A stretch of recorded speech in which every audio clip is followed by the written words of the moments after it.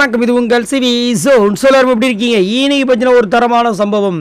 அதாவது இன்னைக்கு 2 பேருக்கு பிறந்த நாள். யார் யாருக்கும் பார்த்தீங்கன்னா முத்துக்குமரன் அவருக்கு பிறந்தநாள். பட் உள்ளே வந்துட்டு அவர் டேட்டை மாற்றி சொல்லிட்டாப்ல. அதனால் உள்ளே வந்துட்டு யாருக்குமே முத்துக்குமரனோட பிறந்தநாள் தெரியாது, பிக் பாஸ்க்கும் தெரியாது. அதனால் உள்ளே கேட்கும் போகாது. ஆனால் இன்னொருத்தருக்கு பிறந்தநாள் என்ற விஷயங்கள் எல்லாருக்குமே தெரியும். அதனால் வந்துட்டு தீபக் வந்து ஒரு பயங்கரமான ஒரு பிளே வந்து பண்ண போகிறாரு, ப்ராங்க் ஒன்று பண்ண போகிறார்.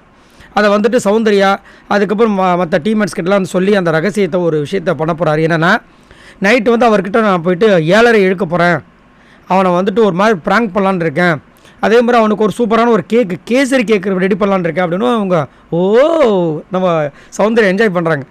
ஏன் அப்படின்னா ஆமாம் இருக்கிறத வச்சு தானே பண்ண முடியும். அதே மாதிரி கிச்சன் டீம் பண்ணால் அவன் கண்டுபிடிச்சிருவான். அதனால் கிச்சன் டீமில் இல்லாத ஆட்களை வச்சு செய்யணும் அப்படின்ற மாதிரி சொல்லி ஒரு விஷயத்த சொல்கிறாங்க. ஏன்னா அருணுக்கு இன்றைக்கி பிறந்தநாள், அதை வந்து ஒரு பயங்கரமான ஒரு சர்ப்ரைஸாக அவனுக்கு கொடுக்கணும் அப்படின்ற மாதிரி சொல்லி அதை வந்து ரெடி பண்ணுறாங்க. அதை ரெடி பண்ணும்போது சூப்பராக இருந்துச்சு. அதேமாதிரி அவங்க எல்லாருமே செலிப்ரேட் பண்ண விஷயங்களும் செம்ம மாதம் இருந்துச்சு.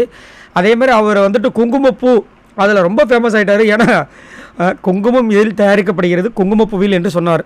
அதை வந்துட்டு நம்ம விஜய் சேதுபதி வந்து டைம் கிடைக்கும் போதெல்லாம் கலாய்ச்சதுனால அது குங்குமப்பூ வரும்னே மாறிப்போச்சு. அதனால் அந்த கேக் கேசரி மாதிரி இது செஞ்சாங்க பாருங்க. அதில் வந்துட்டு நம்ம அன்ஷிதா வந்து ஏன்னு குங்குமப்பூவே போட்டாங்க. பயங்கரமாக இருந்துச்சு. அதுக்கப்புறம் கேக் கட்டிங்லாம் செம்ம மாதம் இருந்துச்சு.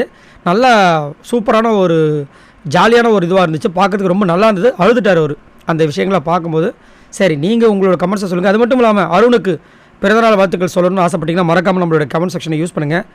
நம்மளும் சொல்லிப்போம் அவருக்கு பிறந்தநாள் வாழ்த்துக்களை. பாய் நண்பர்களே.